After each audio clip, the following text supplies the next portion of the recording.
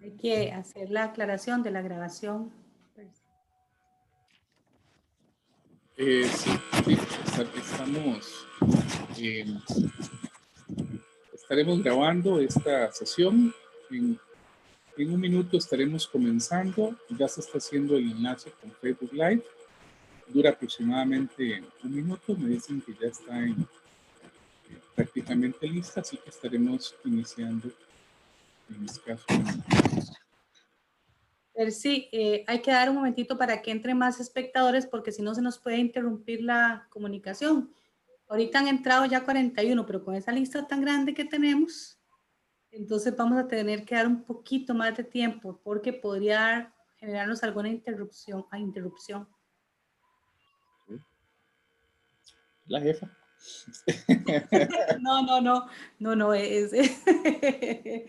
eso solo me refiero por aspectos técnicos.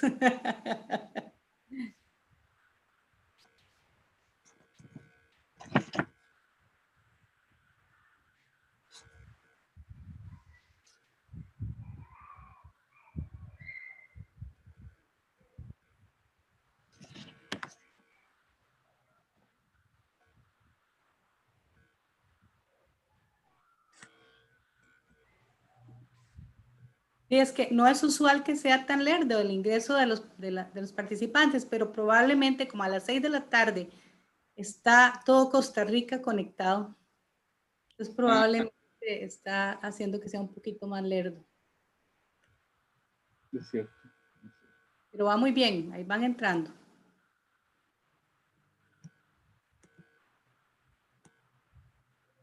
Vamos 82.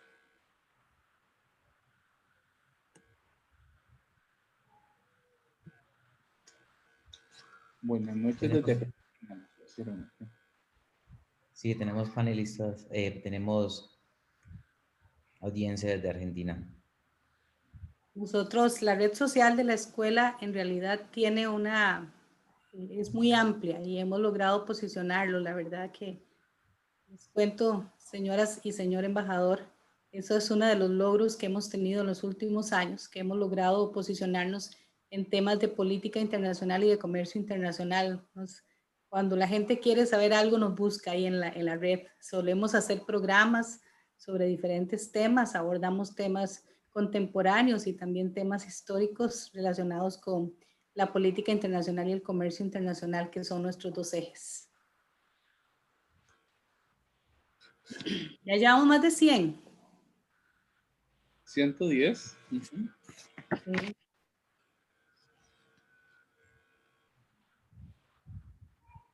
Yo considero que podríamos empezar, doña Rosemary. Sí, yo creo que ya ahora sí. Okay. Bueno, buenas noches. Bienvenidos al foro El Bicentenario de la Independencia de Centroamérica, organizado por la Escuela de Relaciones Internacionales y por la Maestría de Relaciones Internacionales y Diplomacia del programa de posgrado de la Universidad Nacional. El foro contará con un panel de lujo que se encuentra integrado por la ministra en funciones de Relaciones Exteriores y Culto, la señora Adriana Bolaños Argueta, quien en unos minutos se integrará con nosotros, la excelentísima embajadora de Guatemala, doña Sandra Noriega de Kugler, la excelentísima embajadora de El Salvador, señora Ana Patricia Pineda Salinas, la excelentísima embajadora de Honduras, señora Delia Francisca Rivas Lobo, y el excelentísimo embajador de Nicaragua, señor Duilio José Hernández Avilés. Estarán con nosotros en esta actividad la directora de la Escuela de Relaciones Internacionales de la Universidad Nacional, la doctora Rosemary Hernández Pereira, y el coordinador del programa de posgrado de la escuela, el doctor Graving Rodríguez Calderón. Esta sesión inaugural del ciclo lectivo se realiza en el contexto de las conmemoraciones para la celebración de los 200 años. Tendremos a continuación la bienvenida a cargo del coordinador del programa de posgrado, Escuela de Relaciones Internacionales de la Universidad Nacional, el doctor Graving Rodríguez Calderón. Muchísimas gracias, don Percy, por esta introducción. Muchas gracias a la señora Adriana Bolaños Argueta. Hago el saludo extensivo. A la señora excelentísima señora Sandra Noriega de Kugler, embajadora de Guatemala. A la excelentísima señora Ana Patricia Pineda Salinas, embajadora del hermano país El Salvador. Excelentísima señora Delia Francisca Rivas Lobo, embajadora del país hermano Honduras. Excelentísimo señor Dulio José Hernández Áviles, embajador de nuestro hermano país Nicaragua. A la señora doctora Rosemary Hernández Pereira, directora de la Escuela de Relaciones Internacionales de la Universidad Nacional. Como coordinador del programa de posgrados de la Escuela de Relaciones Internacionales, me place también darle la bienvenida a toda la estimada comunidad universitaria, profesores, estudiantes y público que nos acompaña.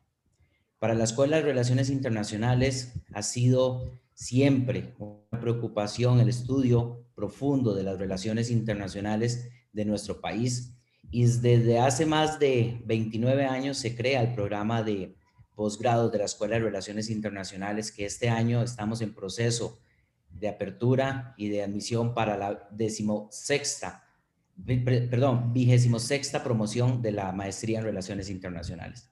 Para nosotros es de verdad un privilegio, agradecimiento profundo a todos los señores y las señoras embajadoras por acompañarnos el día de hoy.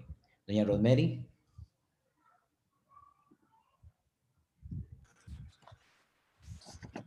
Tendremos a continuación el saludo e inauguración del primer ciclo lectivo a cargo de la directora de la Escuela de Relaciones Internacionales de la Universidad Nacional, la doctora Rosemary Hernández Pereira. Muchas gracias, profesor Percy Rodríguez. Es una noche definitivamente para celebrar, es una noche para conmemorar. Celebrar que estamos juntos, lo primero. Y conmemorar a tan linda región, a nuestra querida región centroamericana. Voy a iniciar saludando a la señora Adriana Bolaños Argueta, ministra en funciones de Relaciones Exteriores y Culto, a quien agradezco siempre la apertura que tiene para con nuestra escuela y para nuestra universidad. También voy a saludar a la excelentísima señora Sandra Noriega de Kugler, embajadora de Guatemala, a la excelentísima señora Ana Patricia Pineda Salinas, embajadora de El Salvador, a la excelentísima señora Delia Francisca Rivas Lobo, embajadora de Honduras, al excelentísimo señor Dulio José Hernández Áviles, embajador de Nicaragua, al doctor Grevin Rodríguez Calderón, coordinador del programa de posgrado de la Escuela de Relaciones Internacionales de la Universidad Nacional, a los queridos y queridas profesoras que nos acompañan en esta noche, apreciados y estimados estudiantes también que nos acompañan, a personas de la comunidad nacional y de la comunidad internacional que nos siguen. Realmente estamos muy felices de poder estar con ustedes esta noche. Como mencionaba el profesor Percy Rodríguez, estamos precisamente inaugurando el ciclo lectivo 2021. Un ciclo que por supuesto tiene particularidades, porque es la primera vez que iniciamos un año con una pandemia, porque el año pasado cuando lo iniciamos no habíamos iniciado con pandemia. Sin embargo, el año pasado pasamos con pandemia todo el año, prácticamente desde marzo hasta diciembre pasamos con pandemia. Por eso podemos decir que fue un año en el que transcurrimos en la vida que ya, digamos, dejó de ser habitual con pandemia. Definitivamente pasar con pandemia ha significado retos en todos los campos de nuestra vida, y la educación y la formación universitaria no es para nada la excepción. Pero creo que es muy oportuno que en el 2021, después de todo lo que hemos pasado y conmemorando el bicentenario, nos preguntemos cuáles son los retos que tenemos hacia futuro.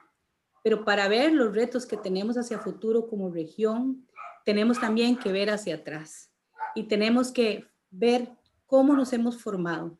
Todo lo que ha pasado durante 200 años de vida independiente, en donde hemos tenido diferentes retos, por supuesto, en educación, retos en seguridad, retos en salud, retos en economía, retos sociales, pero eso no quiere decir que tengamos todo resuelto.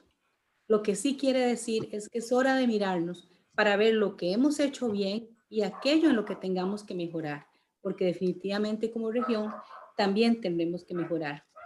Hay algunos temas que nos llaman a urgencia, que son profundos temas y que precisamente por la vigencia en estas épocas tenemos que revisar. Uno de ellos, por ejemplo, lo que significa el acceso a las tecnologías digitales. Todas y todos ustedes hoy aquí somos privilegiados de acceder a tecnologías digitales y poder, por medio de estas tecnologías digitales, acceder a diferentes procesos de pensamiento, formación y conocimiento.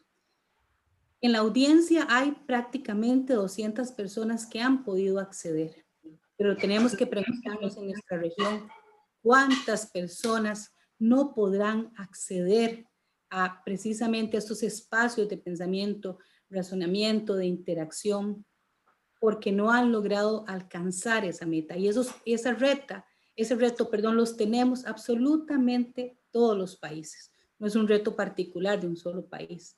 Como región tenemos ese reto. Tenemos el reto del cambio climático y todo lo que eso nos ha traído a la región también. Y es algo que no tenemos resuelto. Eso solo por poner un ejemplo de dos temas que parecen estar muy vigentes, pero que también, por favor, no nos desenfoquemos en aquellos otros temas que también son históricos y que nos han venido acompañando en estos 200 años de vida independiente. Sigamos buscando como hermanas centroamericanas, hermanas naciones, hermanas centroamericanas, el bienestar, la paz, que al fin y al cabo, siempre que busquemos el bienestar y la paz de todas y todos nosotros, cualquier otro tema, sea este cambio climático, sea este tecnologías digitales, sea este salud, siempre nos va a llevar por la misma ruta, porque vamos a pensar primero en las personas, en todas esas personas, ciudadanos de nuestros países y de nuestra región. Quiero terminar esta bienvenida recordándole a las personas estudiantes y a las personas docentes que todo este año reflexionaremos sobre el bicentenario y lo que eso significa en nuestras relaciones internacionales, en nuestra política internacional, en nuestro comercio internacional. Tenemos una serie de eventos y así como cada año lo hemos dedicado a diferentes temas, este tema era obligado y necesario. Muchísimas gracias y sé que será una noche exitosa de mucha reflexión y mucho pensamiento. Perfecto, muy bien. Agradecemos a las autoridades universitarias este mensaje de motivación, de apertura del ciclo lectivo y damos comienzo entonces al foro El Bicentenario de la Independencia de Centroamérica. Queremos saludar antes al historiador hondureño, don Nahum Valladares, que se encuentra con nosotros en este panel, de manera tal que comenzamos sin más preámbulo. Prosigue, pues, vamos a dividirnos en unos 10 minutos por panelista y finalmente realizaremos algunas preguntas que invitamos a hacer y que estén atinentes, por supuesto, al tema que ha sido convocado. Y prosigue, a continuación, la excelentísima embajadora de Guatemala, la señora Sandra Noriega de Kugler, a quien escuchamos seguidamente. Muchísimas gracias. Buenas noches a todos. Quiero saludar especialmente al doctor Greivin Rodríguez, a la doctora Rosemary Hernández, a la viceministra de Relaciones Exteriores encargada del despacho, a los embajadores, colegas, a los docentes, a los estudiantes que nos están acompañando. Me complace mucho participar en este foro dedicado al Bicentenario de la Independencia de Centroamérica. Son 2 siglos en los cuales nuestros países han experimentado una serie de transformaciones políticas, económicas, culturales y sociales, lo que ha coadyuvado a la definición de nuestros estados. Se me pidió compartir en esta noche sobre esa fecha histórica, cómo fue vivida en Guatemala, qué sucedió posteriormente y cómo nos encontramos hasta el día de hoy. Voy a compartir mi pantalla para hacerles una presentación que he preparado para ustedes.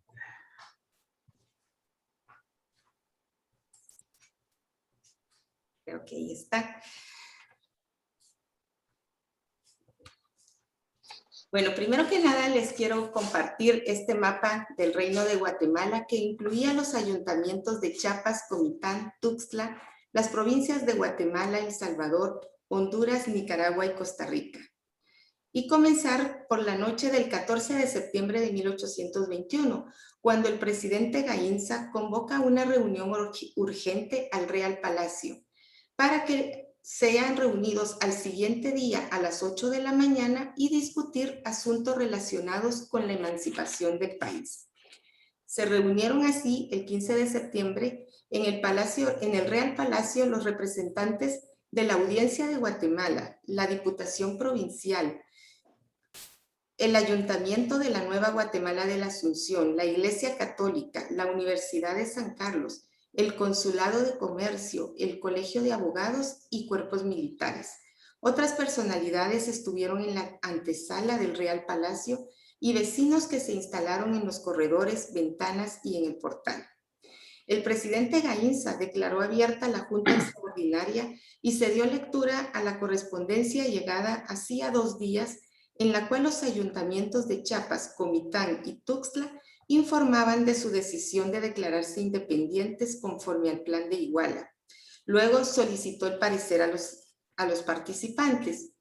El arzobispo Casaus y Torres expresó su oposición a una separación política de España. Sin embargo, otros se inclinaban por declarar la independencia conforme al Plan de Iguala.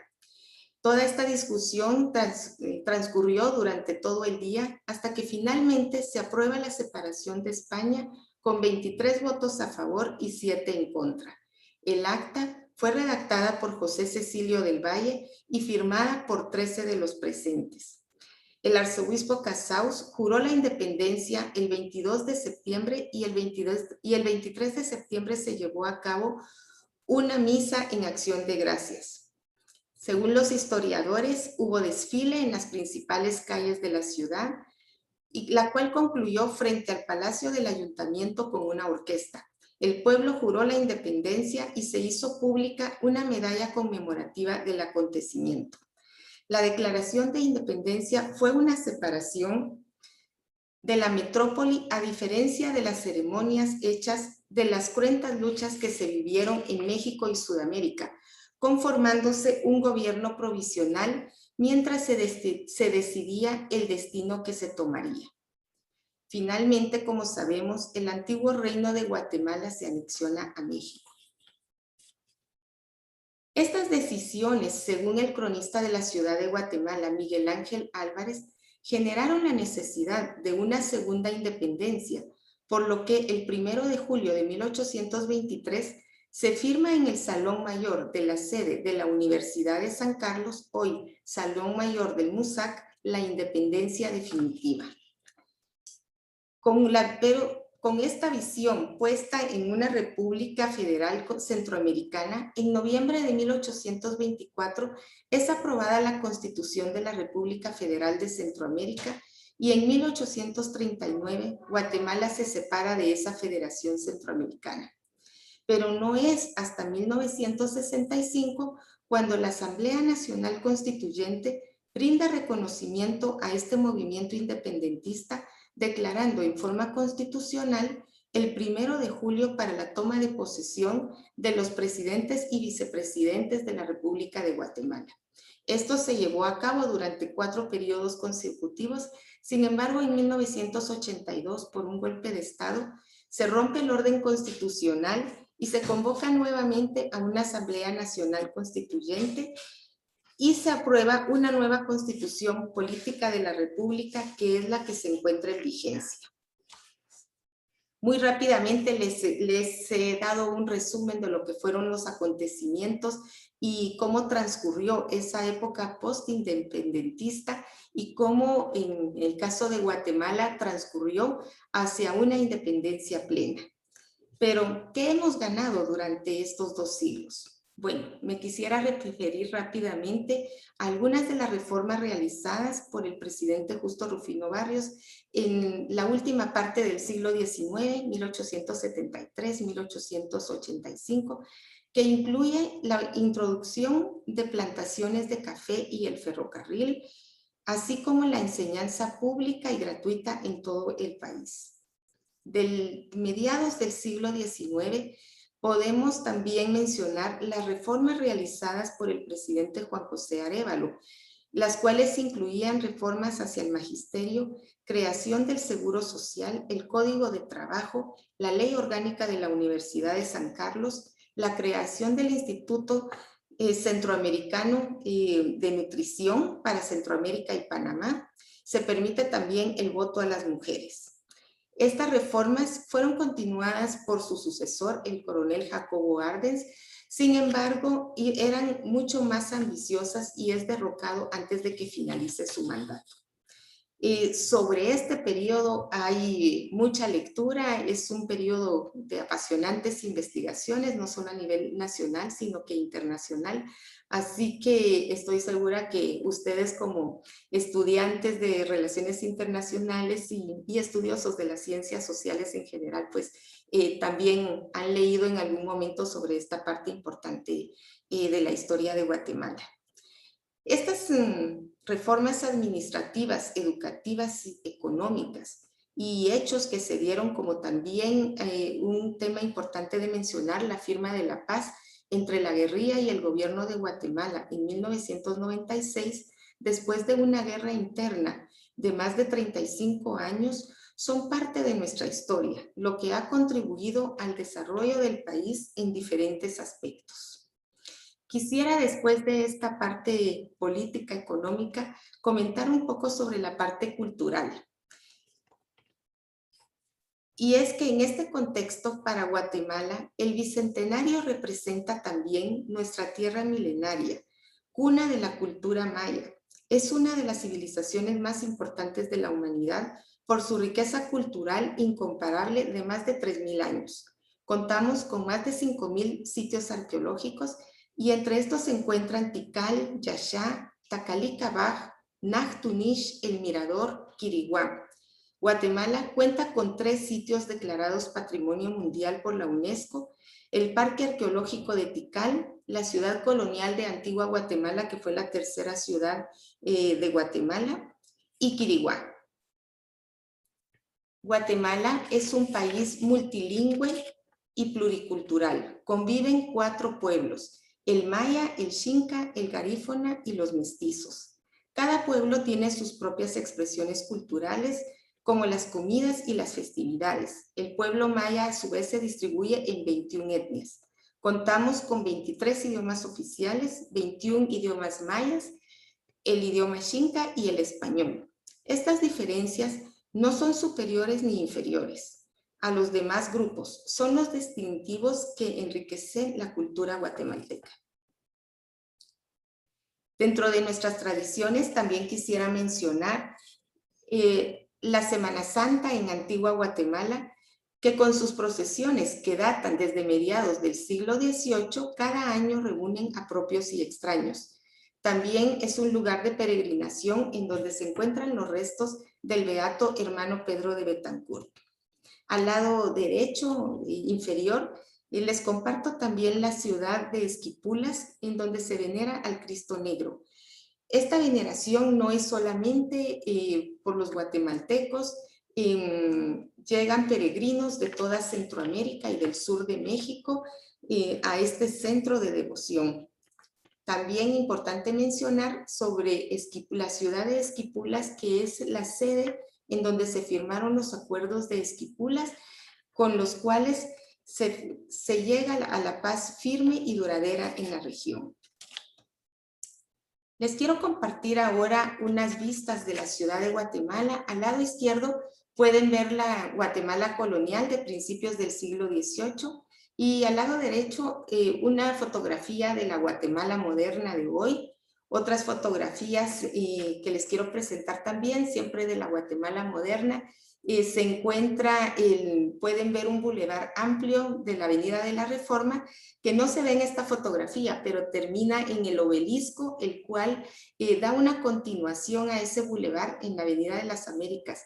Ambos bulevares son arterias muy importantes en la ciudad, y en ellas se encuentran monumentos históricos muy importantes, así como plazas, dentro de las que destaca la Plaza a Costa Rica.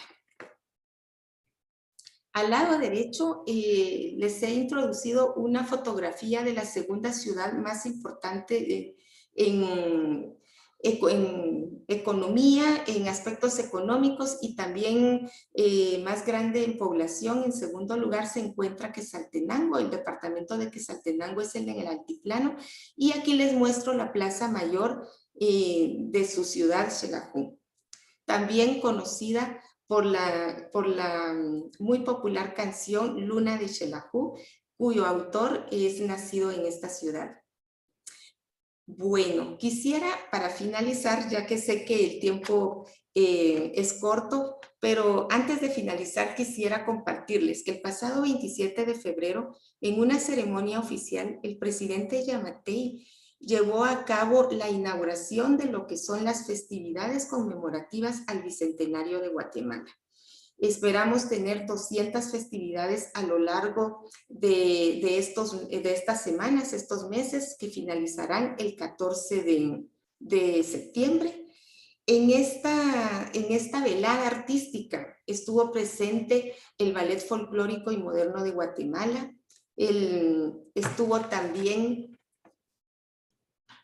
la Orquesta Sinfónica Nacional, artistas de diferentes expresiones, quienes todos juntos hicieron una noche mágica, inolvidable, en donde había sido llevada a cabo.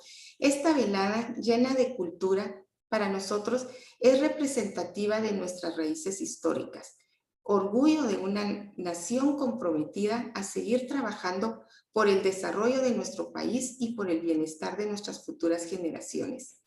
Esta conmemoración, esta ceremonia inicial se llevó a cabo en Izinché, que fue la primera capital del Reino de Guatemala.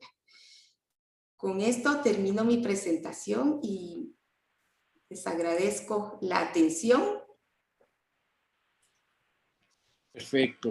Agradecemos la participación de la excelentísima embajadora de Guatemala, señora Sandra Noriega de Kugler. Continúa la excelentísima embajadora de El Salvador, la señora Ana Patricia Pineda, a quien prestamos nuestra atención. Muy buenas noches, excelentísimos señores embajadores, excelentísima señora ministra en funciones del Ministerio de Relaciones Exteriores y Culto de la República de Costa Rica, honorables representantes del sector académico, distinguidos invitados especiales, estimados docentes y estudiantes, amigas y amigos. Me es grato compartir este espacio con el objetivo común de conmemorar el 200 aniversario de la independencia de Centroamérica. Previo al inicio de esta conversación de enfoque histórico, quiero que esta noche tengamos un momento de reflexión y poner en contexto una arista diferente a esta celebración. El Bicentenario es un momento crucial para todas aquellas comunidades que experimentamos un vínculo de dependencia colonial y que a través de diferentes procesos históricos y sublevaciones dieron como resultado la separación política administrativa de la corona española. Esta conmemoración de 200 años parece desde ya como un acontecimiento relevante en los anales de la historia, cargado de altos contenidos simbólicos que enfrentan a los países latinoamericanos con su pasado, su presente y su futuro. Esta celebración nos brinda la oportunidad de hacer serias reflexiones, más allá del hecho protocolar de las declaraciones ideológicas y metafóricas, puesto que el Bicentenario no puede ser disociado de la realidad de cada país. Para comenzar, quiero destacar los aportes de un historiador salvadoreño llamado Jacid Alfredo Herrera Mena, quien en sus escritos nos hace una descripción precisa de la sociedad salvadoreña al momento del proceso de independencia. De acuerdo a este investigador, a inicios del siglo XIX, en lo que hoy consideramos el territorio salvadoreño, estaba dividido administrativamente en dos espacios autónomos. Uno, la Intendencia de San Salvador, cuya capital era San Salvador. Y dos, la Alcaldía Mayor de Sonsonate, al occidente de nuestro país, con su centro administrativo denominado Santísima Trinidad de Sonsonate. Ambas divisiones eran dependientes en lo judicial y lo político de la ciudad de Guatemala, la entonces capital del reino. Hacia el año de 1808, Napoleón Bonaparte había invadido la península ibérica, apresando a la Casa Real Española e imponiendo a su hermano José como rey de España e Indias. Este momento histórico en España definitivamente generó una crisis inusitada en la monarquía hispánica, que por supuesto afectó al reino de Guatemala y a territorios como San Salvador y Sonsonate, suscitando una serie de procesos muy importantes. Hay que tener claro que desde la historia oficial de El Salvador, este momento histórico que hoy estamos conmemorando inicia con una insurrección el 5 de noviembre de 1811, la cual en mi país denominamos el primer grito de independencia. Este momento, a lo largo de la referencia, marca la coyuntura precisa en la que iniciaron una serie de revueltas y motines en la provincia de San Salvador, que desestabilizaron la normalidad del entonces Reino de Guatemala. Los avances en los estudios históricos de la época nos muestran que aquella visión romántica de los héroes criollos está quedando desfasada y se empieza a destacar también el aporte excepcional de los grupos indígenas, mulatos y afrodescendientes, quienes definitivamente fueron cruciales para la independencia de nuestra región.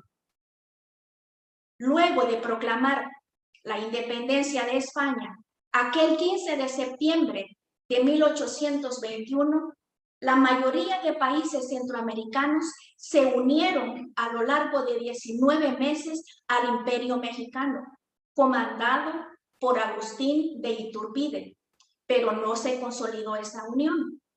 Posteriormente, los países del Istmo Centroamericano conformaron lo que se llamó la República Federal de Centroamérica en 1824.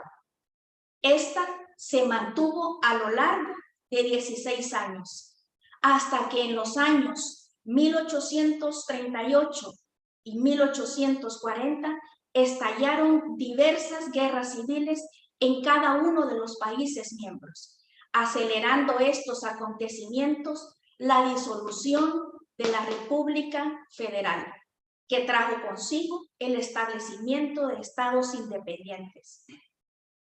Después de la separación de la República, se inició la construcción del Estado salvadoreño como una nación libre, soberana e independiente.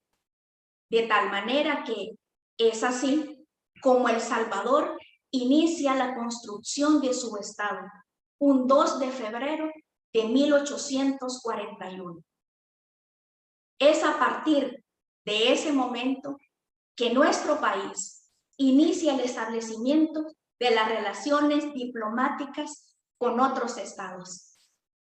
En ese marco, quiero destacar que las relaciones diplomáticas entre Costa Rica y El Salvador se formalizaron en 1845, mediante la acreditación de Marcos Idígoras como enviado de El Salvador en San José, y por su parte Costa Rica designó al general José María Cañas Escamilla como primer agente diplomático en El Salvador, acreditado en 1848. Es así como El Salvador y Costa Rica cumplen este año del bicentenario 176 años de relaciones de hermandad y fraternidad. Somos naciones que compartimos historia y personajes que han engrandecido ese vínculo fuerte que une a nuestros pueblos. Hablar del general José María Cañas Escamilla, salvadoreño, es hablar de la guerra contra los filibusteros de William Walker. Nuestro compatriota estuvo al frente del ejército de Costa Rica en conjunto con el general José Joaquín Mora Porras, nombrados por el presidente Juan Rafael Mora para la defensa del territorio costarricense. Otro salvadoreño que compartió historia con Costa Rica fue Marcelino García Flamenco, maestro que ejerció la docencia en Heredia, Punta Arenas y en la aldea de Buenos Aires. En ese pequeño caserío de campesinos e indios chiricanos descalzos, dio clases a muchos niños. El maestro García Flamenco yace en la localidad de la Cruz Roja de Costa Rica, en cuyo epitafio se lee: Marcelino García Flamenco, salvadoreño, 19 de julio de 1919, dio su vida por las libertades de Costa Rica. Finalmente, quisiera referirme a un salvadoreño que hizo de Costa Rica su segunda tierra, Ricardo Juan Saprissa Aymar, mejor conocido en esta hermosa tierra como Ricardo Saprissa, destacado deportista salvadoreño, integrante de la selección de fútbol de mi país, militó en el Deportivo Español de la Liga Española y fundador de uno de los equipos más tradicionales de Costa Rica, el Deportivo Saprissa, Saprissa de mis amores. Estos tres personajes salvadoreños dan fe de los estrechos lazos de hermandad que unen a nuestros países. Volviendo a la génesis del Estado salvadoreño, luego de declararnos independientes, se construyó nuestra institucionalidad con sus diversos entes. Uno de ellos, el Ministerio de Relaciones Exteriores e Interior, que se fundó en 1858, encargado de promover el establecimiento de las relaciones diplomáticas con otros países. Nuestra Cancillería cumple hoy 163 años de ejercer la digna labor de generar vínculos de amistad, solidaridad, intercambio comercial y generación de inversiones, pero sobre todo, promover la imagen de nuestro país a nivel mundial.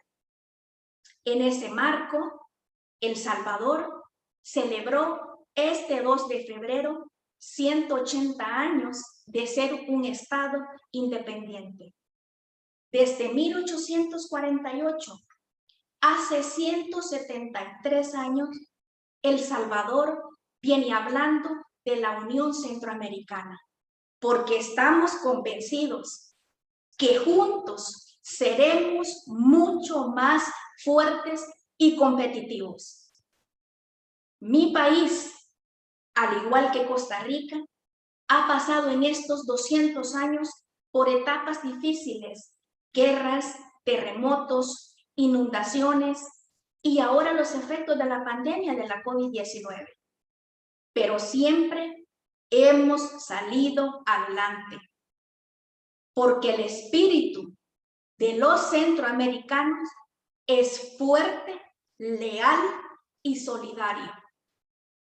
Para finalizar, el bicentenario pone fin a una era y marca el inicio de una nueva, donde mi país, El Salvador, anhela los conceptos de progreso, desarrollo, estado de bienestar y calidad de vida tengan el significado real y sean consolidados a través de una Centroamérica unida.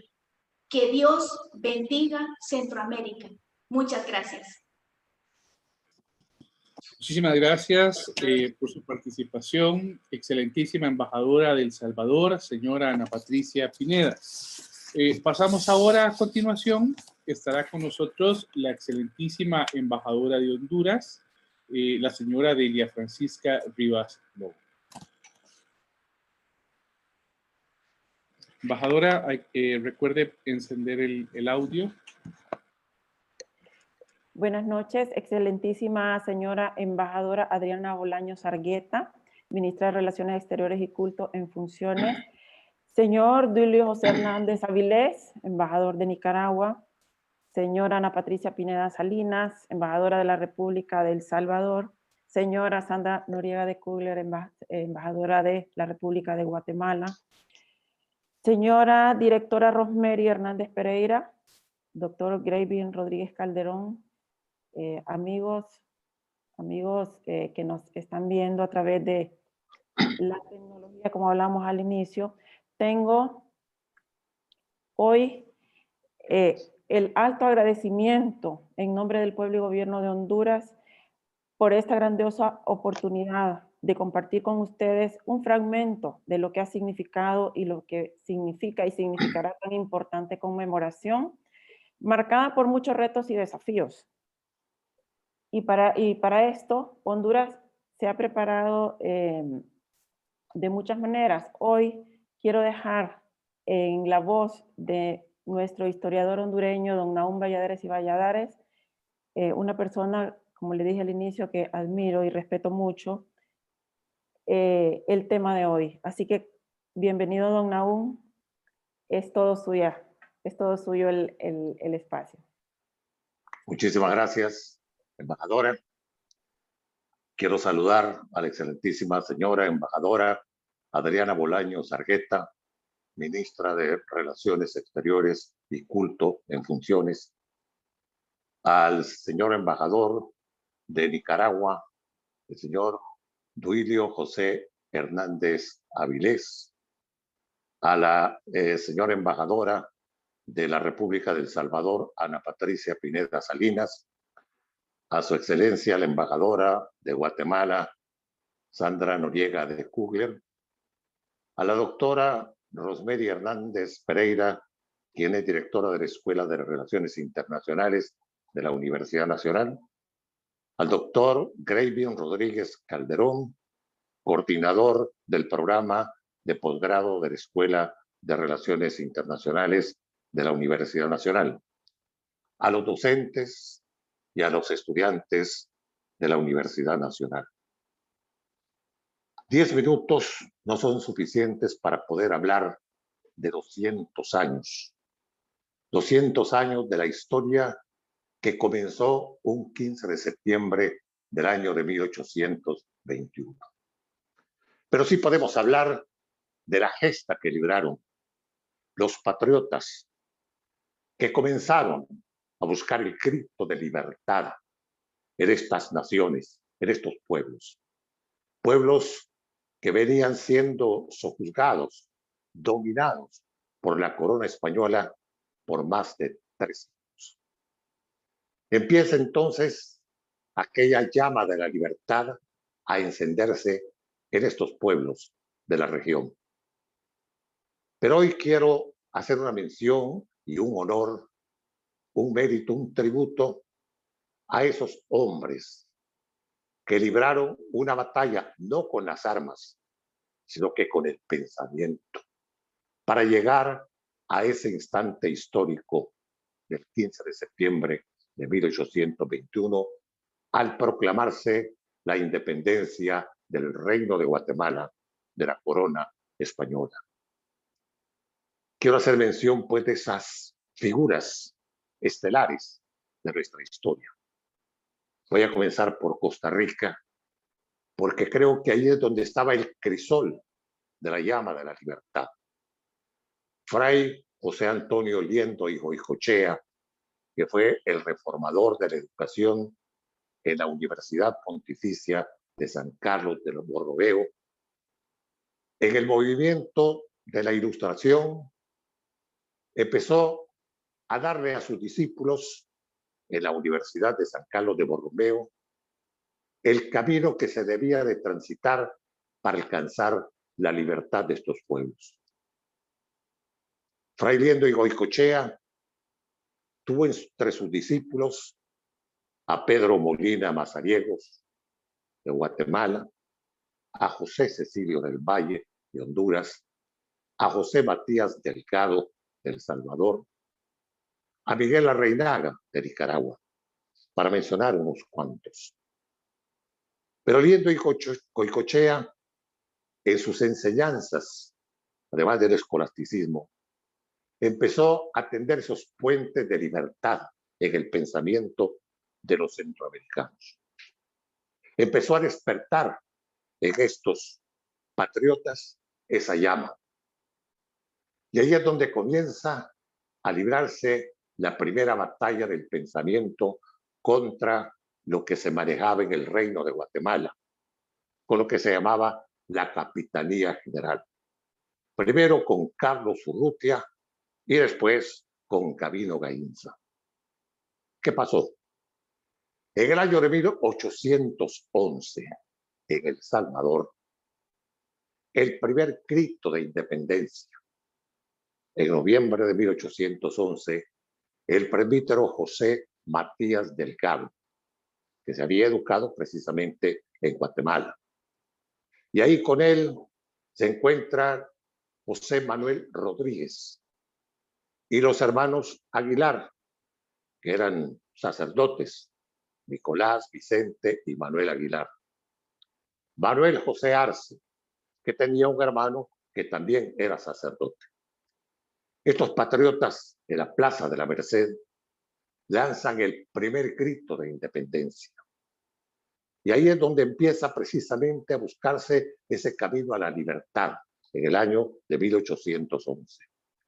Hay que recordar que hay antecedentes históricos a 1811 en América.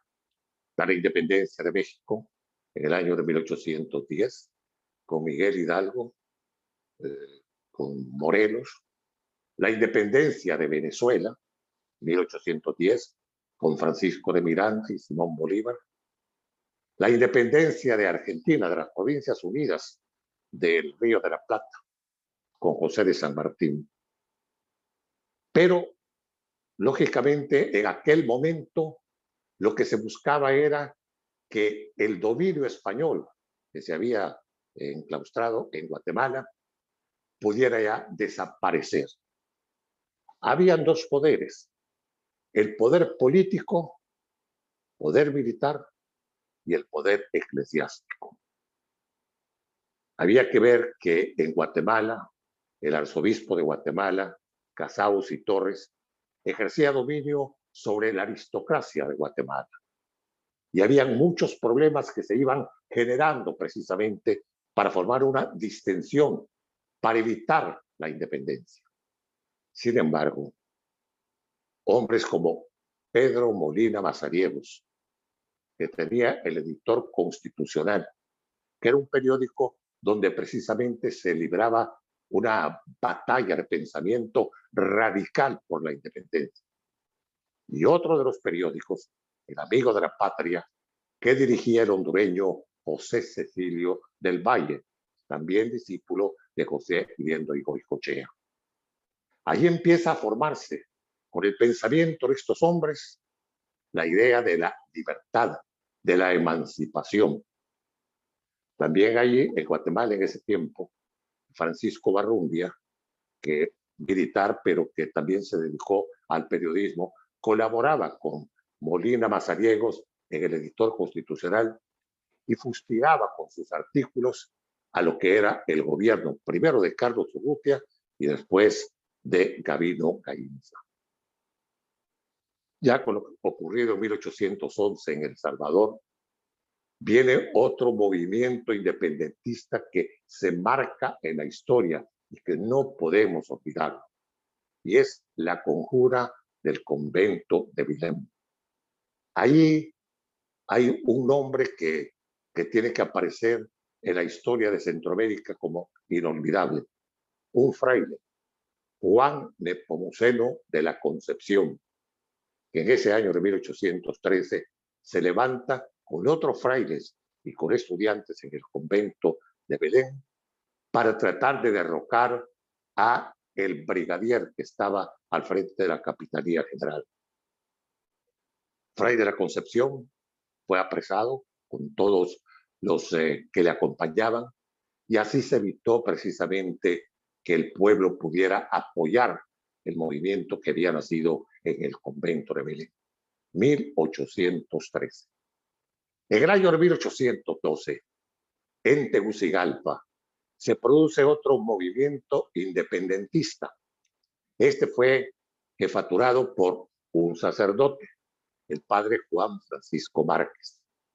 Resultó ser que la intendencia de Comayagua quiso posesionarse de la alcaldía mayor de la vía de San Miguel de Tegucigalpa. Los tegucigalpas tuvieron ese movimiento que se llamó el movimiento de las varas, para evitar precisamente que Comayagua se hiciera el control de la vía de San Miguel, que era la vía que producía la mayor riqueza, la riqueza mineral de la provincia de Honduras. Y ese es un movimiento independentista. ¿Por qué? Porque se trató y se evitó de que se ejerciera un dominio de parte de la intendencia que manejaba José Gregorio y Contreras desde Comayagua, que era precisamente un hombre que era parte de la Capitanía General de Guatemala. Eso es en el año de 1812. Pero ¿qué resulta en el año de 1811, cuando se produce el movimiento de San Salvador? Hay otro movimiento independentista. Eso en la provincia de León, en Nicaragua.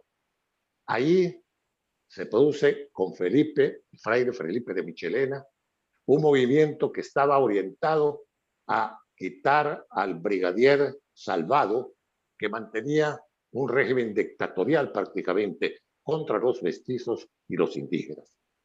Felipe de Michelena es otro nombre de la historia en la independencia. Yo quiero dejar aquí también sentado lo que pasó con Antonio de la Cerda en Granada, Nicaragua, con otro movimiento que fue prácticamente abolido por la gendarmería española. Y en Costa Rica hay que mencionar un nombre de un prócer, de un hombre que se levantó con el espíritu. Él estudió en Guatemala, pero cuando regresó a Costa Rica mantuvo la llama de la independencia porque tenía ideas de liberalismo. Pablo Alvarado y Bonilla, de Cartago, un hombre que luchó precisamente con su pensamiento para librar la independencia. Incluso cuando estuvo en Guatemala, editó una hoja volante que se llamó El Hispanoamericano, y ahí acuñó una frase que sembró precisamente la desconfianza en él por parte de las autoridades del Reino de Guatemala, cuando dijo que eran infelices e incautos los americanos, que ya les llegó el punto crítico. Y eso llevó a la cárcel. Esto es un significado que quiero tener. Y otra, para retirarme, es que no debemos de olvidar ciertas fechas. No solo el 15 de septiembre de 1821. Los hondureños, el 28 de septiembre, cuando se recibieron los documentos de la independencia y se proclamó el acta de independencia. Los salvadoreños, el 21 de septiembre. Los nicaragüenses en León, el 13 de octubre, y en Cartago, en Costa Rica, el 29 de octubre, cuando se proclamó la independencia de Costa Rica. Esas son fechas que son inolvidables en este bicentenario. Gracias. gracias. Agradecemos a la participación de la excelentísima embajadora de Honduras, señora Delia Francisca Rivas Lobo, y también del señor historiador hondureño, don Nahum Valladares. Seguimos con la agenda, recordando el tiempo. Tenemos 10 minutos por país. Tendremos un espacio de preguntas donde tal vez podamos ampliar alguna idea que quedó pendiente. Muy bien. Acto seguido, el excelentísimo embajador de Nicaragua, el señor Duilio José Hernández Avilés.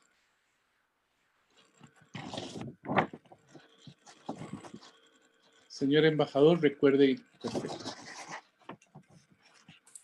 Muy buenas noches, excelentísima señora Adriana Bolaños Argueta, ministra ahí de Relaciones Exteriores y Culto de la República de Costa Rica, excelentísima señora Delia Rivas Lobo, embajadora de la República de Honduras, excelentísima señora Ana Patricia Pineda, embajadora de la República de El Salvador, excelentísima señora Sandra Noriega de Kugler, embajadora de la República de Guatemala, doctor Gravin Rodríguez Calderón, coordinador del programa de posgrado de la Escuela de Relaciones Internacionales de la Universidad Nacional, doctora Rosemary Hernández Pereira, directora de la Escuela de Relaciones Internacionales de la Universidad Nacional, profesor Percy Rodríguez Argüello, estimados amigos docentes y estudiantes que nos acompañan en el presente foro. Deseo agradecer a las autoridades de la Universidad Nacional por invitarnos a participar en este importante foro para conocer un poco sobre lo que sucedía en nuestros países en el marco de la independencia. ¿Cómo se recibió la noticia de independencia en Nicaragua y qué sucedió después? De acuerdo al historiador Antonio Esgueva Gómez, cuando llegaron a Nicaragua las noticias de la independencia, hubo reacciones encontradas y se creó la primera división política de la época independentista. En Granada, las autoridades prefirieron acatar el acta de la independencia del 15 de septiembre y seguir unidas a Guatemala, con un sistema de gobierno republicano. En cambio, León, controlado por autoridades promonárquicas, rechazó la invitación de Guatemala y dejó un compás de espera para decidir la forma de gobierno que elegiría cuando se le aclararan los nublados, palabras con que se bautizó su famosa Acta de los Nublados. En octubre de 1821, las autoridades leonesas vieron la posibilidad de unirse a México y decidieron jurar la independencia conforme al Plan de Iguala, unirse a ese imperio y rechazar totalmente el republicanismo. Por su parte, Granada, que seguía unida a Guatemala, sufrió una transformación política cuando en el mes de noviembre de 1821 sus autoridades decidieron unirse al Imperio de México. El 2 de enero, Centroamérica aceptó el Plan de Iguala y quedó unida a México. Desde el momento de la anexión, todo se suprimió y se abrió un paréntesis, no exento de rebeldías para romper ese esquema. Ese paréntesis se cerró definitivamente cuando cayó Iturbide y se retomó lo escrito en el Acta de Independencia, aunque en ese momento, en 1823, las ideas republicanas tuvieron mucho más peso que las monárquicas moderadas. La anexión de Centroamérica a México siempre tuvo una fuerte oposición. En Nicaragua, esa resistencia fue grande en la ciudad de Granada. El 16 de enero de 1823, los hombres de ideas más republicanas encabezadas por Cleto Ordóñez dieron un golpe de estado y se separaron del imperio de Iturbide. Como León seguía unido a México, Granada rompió también con León y de esta forma estalló la guerra entre ambas ciudades. En marzo de 1823 fue destronado Iturbide. La noche en que se recibió esta noticia en León, los leoneses se echaron a la calle y al día siguiente la Diputación, el Ayuntamiento y el pueblo firmaron el Acta de la Orfandad. En ella aceptaron el republicanismo, rechazaron el monarquismo y destituyeron al hasta entonces jefe político de León, el brigadier González Arabia, quien en ese momento se hallaba en Masaya a la espera de las fuerzas imperiales para tomarse Granada. Firmada el Acta de la Orfandad, no había razón para mantener la guerra entre León y Granada. porque ésta se había originado cuando Cleto Ordóñez dio el golpe de Estado en Granada e instaló un gobierno republicano. Ahora, deshecho el imperio mexicano de Iturbide y además establecidos en ambas ciudades sendos gobiernos republicanos, estos decidieron hacer las paces y el 26 de abril firmaron el Tratado de Masaya. Pero mientras acentuaron el cese de todas las hostilidades, lo que era muy correcto, sus dirigentes no tuvieron la visión histórica de trabajar por la unidad de la antigua gobernación. Perdieron la oportunidad de hacer de Nicaragua una nación y dejaron establecidos los mismos dos gobiernos. El doctor Adolfo Díaz Lacayo, vicepresidente de la Academia de Geografía e Historia de Nicaragua, en el documento Historia Militar de Nicaragua Independiente, siglo XIX, indica que con la independencia de Centroamérica en 1821 se inició un largo periodo de cruentas luchas en el territorio nicaragüense, que va a concluir con la finalización de la Guerra Nacional Antifilibustera en 1857. A este periodo se le conoce tradicionalmente en la historia de Nicaragua como la anarquía, situación valorada como el reflejo de la caótica situación política, económica y social que vivía el país a consecuencia de la falta de un gobierno efectivo y de leyes que rigieran a todos los nicaragüenses en el contexto de un orden político que se impusiera. En estos 35 años de la historia nacional, la inestabilidad política era tal que Nicaragua estuvo bajo la dirección de 40 personajes que ocuparon los cargos de directores supremos, electos e interinos y jefes de Estado. Para este periodo, se debe de señalar que en Nicaragua no se había logrado la conformación de un Estado nacional y tampoco existía una idea de nación como en otras regiones de América y Europa.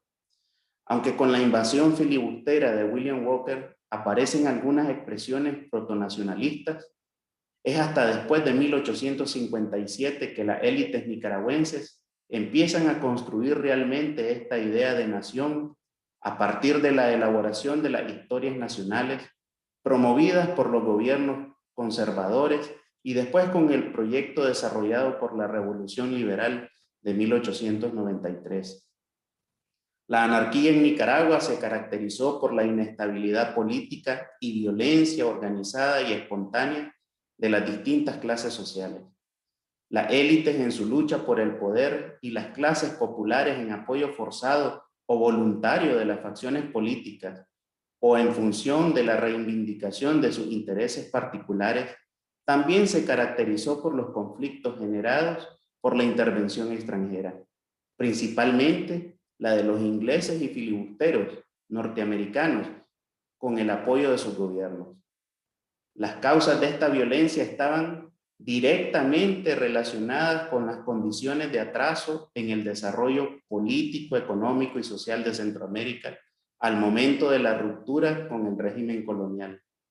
Específicamente en Nicaragua se presentaron que van a propiciar la inestabilidad constante, tales como las rivalidades de las élites de Granada y León por hegemonizar el poder, la fragmentación política y territorial de la República, las expresiones reivindicativas de las clases populares urbanas y campesinas, la falta de conformación de un Estado nacional y de la idea de nación, la ausencia de partidos políticos que lucharan por principios ideológicos y en función de proyectos políticos y sociales para el desarrollo de una comunidad política mayor, la nación nicaragüense.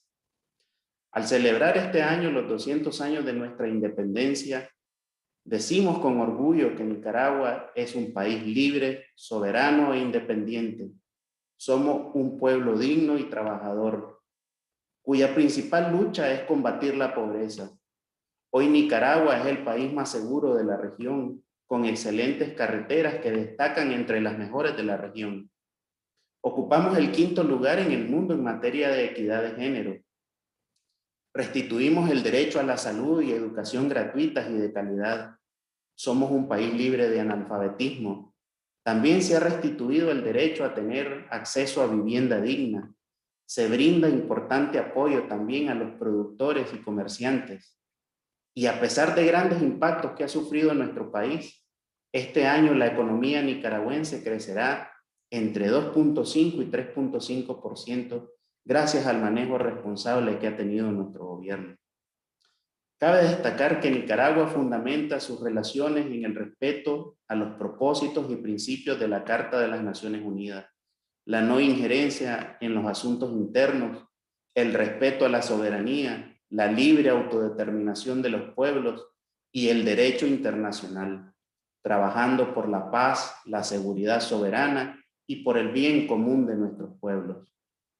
El canciller de la República, Denis Moncada Colindres, ha manifestado que en este año 2021 el gobierno de Nicaragua continuará desarrollando su política exterior y todas las formas de relaciones internacionales orientadas al fortalecimiento de la paz y el desarrollo sostenible, teniendo como prioridad la salud de todos los nicaragüenses, manteniendo una estrategia equilibrada con la economía para avanzar en la erradicación de la pobreza en todas sus formas y dimensiones. Finalmente, deseo señalar que para Nicaragua es fundamental la unidad de los pueblos centroamericanos, latinoamericanos y caribeños para alcanzar el progreso y preservar la paz en la región, avanzando en todos los procesos de integración política, económica, comercial, de inversión y cooperación. Muchas gracias y que Dios bendiga a Centroamérica. Agradecemos la participación del excelentísimo embajador de Nicaragua, señor Duilio José Hernández Avilés. Subsiguientemente, escucharemos a la ministra en funciones de Relaciones Exteriores y Culto, señora Adriana Bolaños Argueta.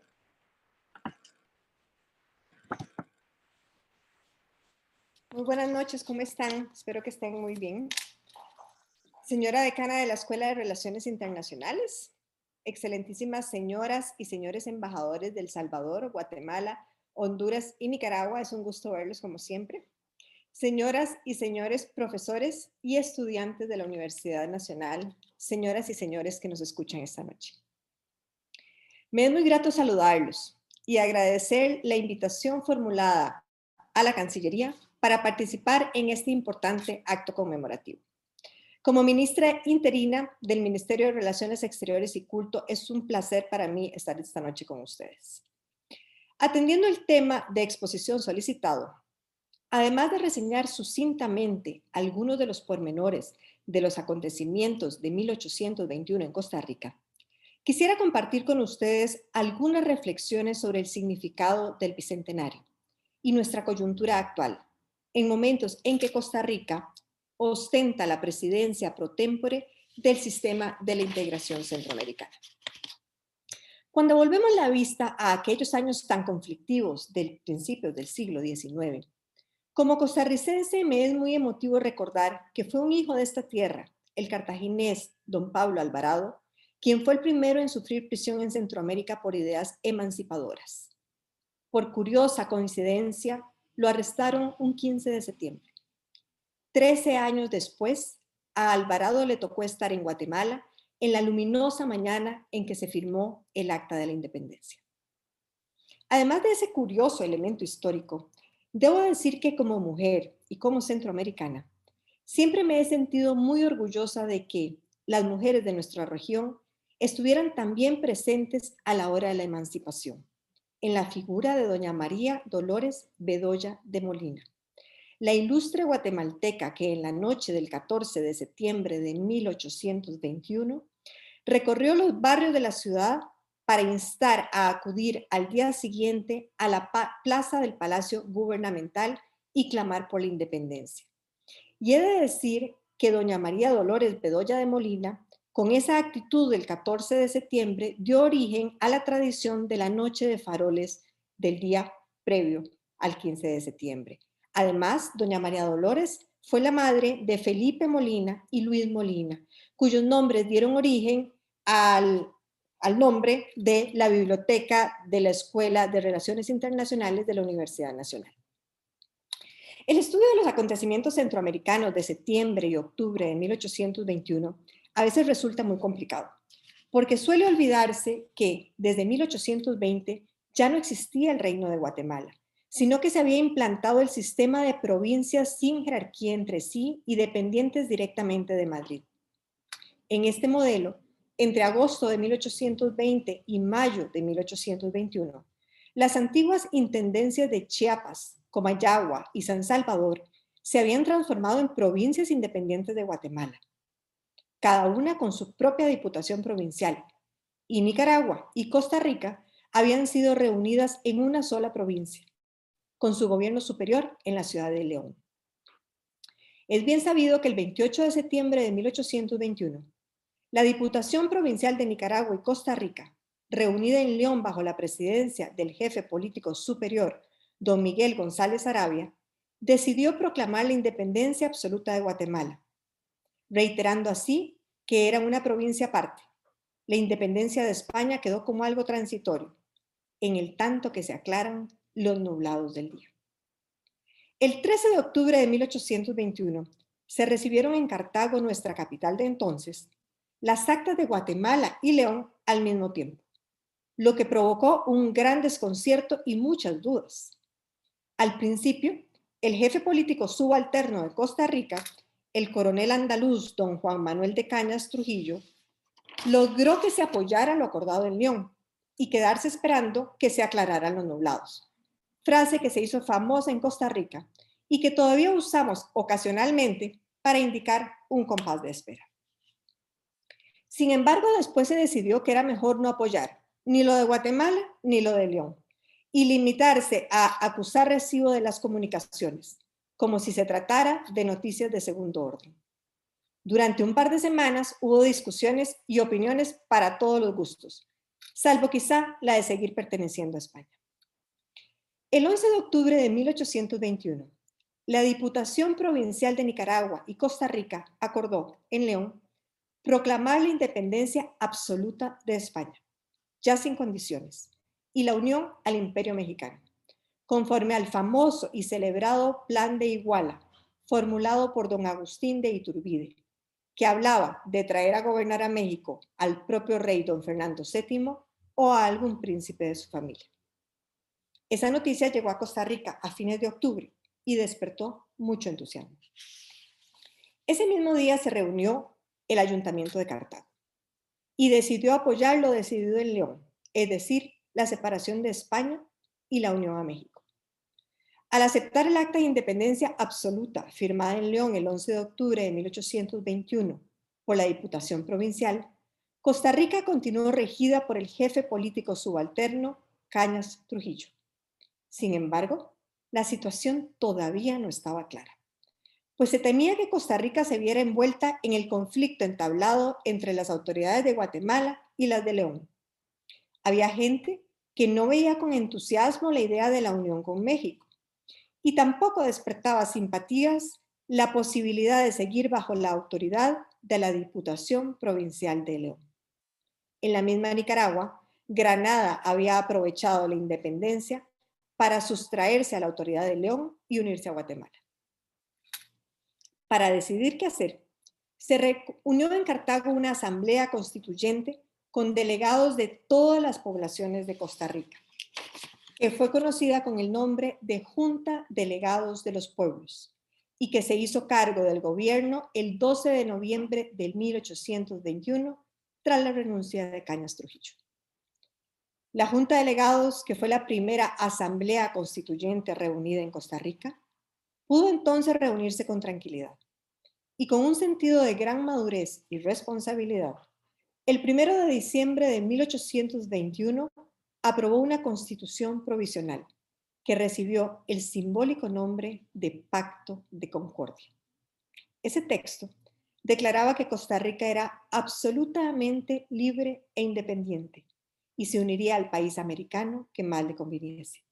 Mientras tanto, se gobernaría mediante una junta gubernativa de elección popular. Por supuesto, hubo muchos otros episodios significativos en aquellos días, algunos muy complejos y otros incluso cómicos.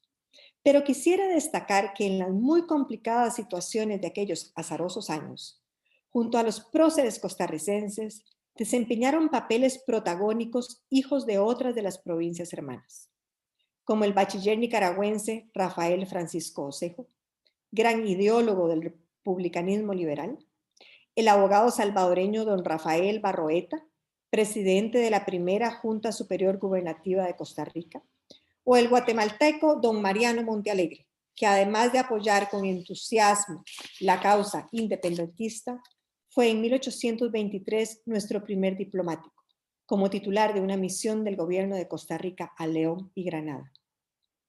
Y si bien no tuvimos aquí entre los protagonistas a un hijo de Honduras, no olvidamos que quien redactó el acta del 15 de septiembre fue don José del Valle, por quien Costa Rica votó siempre para presidente de la Federación y cuyo nombre inspiraba aquí un profundo respeto.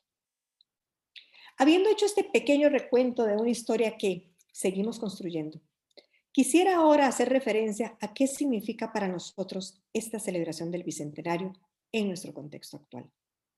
Un contexto que obviamente es muy diferente al de hace 200 años y que cambia y seguirá cambiando cada vez más rápido. Un hito tan significativo como el Bicentenario nos debe invitar a conocer con mayor profundidad nuestro pasado y comprender nuestro presente con miras a construir nuestro futuro. Esta conmemoración nos permite hacer una pausa para dialogar todo lo que como sociedad hemos alcanzado, construido, transformado y que nos permite identificar lo que podemos corregir. Nos obliga a detenernos para mirar hacia atrás y para reconocer y valorar lo que hemos sido capaces de hacer para llegar hasta donde estamos hoy. El Bicentenario debe hacernos valorar quiénes somos, reconocer todos los aspectos positivos que distinguen a Centroamérica ante el mundo y en particular sentirnos orgullosos de nuestra diversidad. Y es justo a partir de ello que debemos continuar generando un sentido de identidad centroamericana.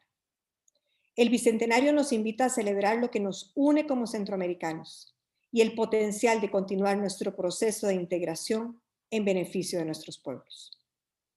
En el marco de estas celebraciones debemos retomar, hoy más que nunca, el objetivo fundamental que nuestros presidentes establecieron al suscribir el protocolo de Tegucigalpa a la Carta de la Organización de Estados Centroamericanos.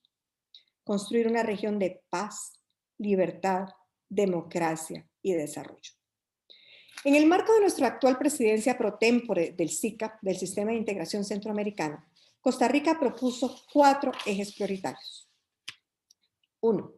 La defensa y promoción efectiva de la equidad de género. Y me satisface ver que de los 4 embajadores de Centroamérica, 3 son mujeres.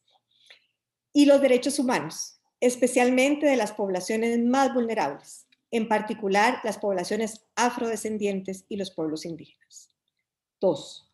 La recuperación económica y social, verde, sostenible y resiliente de la región en la era post-COVID-19. 3. La salud y seguridad alimentaria y nutricional. Y 4. La promoción de la ciencia, tecnología, creatividad e innovación, con particular énfasis en la gestión integral del riesgo y la lucha contra el cambio climático. Lo anterior, teniendo como norte el cumplimiento de los Objetivos de Desarrollo Sostenibles, la Agenda 2030 establecida en el marco de las Naciones Unidas. Estamos, señores y señoras, en el inicio de los próximos 200 años. Es decir, este bicentenario debe verse también como un nuevo comenzar, con esperanza, máxime después de esta pandemia, de la cual debemos salir aún más fortalecidos. Pensar en el bicentenario en conjunto con los efectos de la pandemia nos hace darnos cuenta de la necesidad de repensar nuestro futuro, para que sea más sostenible, más verde, más equilibrado, más descarbonizado, más resiliente, inclusive y con una transformación tecnológica profunda. Queridos estudiantes, queridos profesores, queridos colegas diplomáticos, queridos amigos y amigas, quiero invitarlos a ver el Bicentenario no como una fecha más que celebrar, pero como un hito que nos impulse a mirar hacia adelante e imaginar un mejor futuro. Un futuro que sigamos construyendo entre todas y todos por el bienestar de nuestra querida región centroamericana y particularmente por el bienestar de todos y cada uno de nuestros ciudadanos centroamericanos. Feliz Bicentenario y muchas gracias de verdad. Agradecemos la participación de la ministra en funciones de Relaciones Exteriores y Culto, señora Adriana Bolaños Argeta. Hemos visto que no tenemos preguntas. Parece que el tema ha sido expuesto de una forma muy magistral, tengo yo que decirlo, no solo como relacionista internacional, sino como historiador, que también soy de primera formación, y muy impresionado por todas las exposiciones. A continuación, tendremos entonces el cierre a cargo de la directora de la Escuela de Relaciones Internacionales de la Universidad Nacional, la doctora Rosemary Hernández Pereira. Muchas gracias, profesor Percy Rodríguez. Bueno, como les decía temprano en el saludo, realmente es un placer, un honor que ustedes nos acompañen a iniciar este ciclo lectivo 2021. De todo lo que ustedes han expuesto esta noche, espero que así como yo, los estudiantes y los docentes de nuestra unidad académica y las estudiantes y las docentes de nuestra unidad académica se hayan podido transportar, porque yo me transporté. Realmente fue un gusto ir al pasado para recordar a aquellas personas valientes a las que ustedes nombraron esta noche y que nos dejaron unas grandes enseñanzas. Pero voy a rescatar algo de todo esto, y es la gran esperanza que había hace 200 años. Y he de decir que ese mismo espíritu de esperanza es el que debemos tener hoy para construir la Centroamérica que todas y todos necesitamos. La Centroamérica justa, la Centroamérica equitativa, la Centroamérica en que el bienestar sea la norma. Todas y todos aspiramos al bienestar y tenemos derecho a estar bien. Esta noche ha sido una noche de reflexión y con esta noche de reflexión iniciamos la conmemoración del Bicentenario en la Escuela de Relaciones Internacionales de la Universidad Nacional. Compartiremos diferentes temas sobre política exterior, sobre política comercial, sobre relaciones internacionales, sobre comercio internacional. Así es que les agradezco que haya sido una noche de lujo en la que, repito, nos hayamos podido transportar hacia el pasado con la esperanza del futuro. Debo agradecer especialmente al profesor Percy Rodríguez y al profesor Don Gravy Rodríguez, porque desde posgrados nos ayudaron a organizar esta gran noche, la noche que voy a titular La esperanza que nos da celebrar un bicentenario, como decía la señora ministra interina, doña Adriana Bolaños, con visión de futuro hacia 200 años. Muy buenas noches, muchas gracias. Muy buenas noches a todos y todas. Muchas gracias. Muchas gracias por la invitación, un placer de verdad. A ustedes. Muchas gracias, buenas noches. Gracias, saludos a todos. Ustedes y al público. Gracias a todos. Feliz noche. Gracias. El público que se mantuvo aquí. Muchas gracias. Gracias.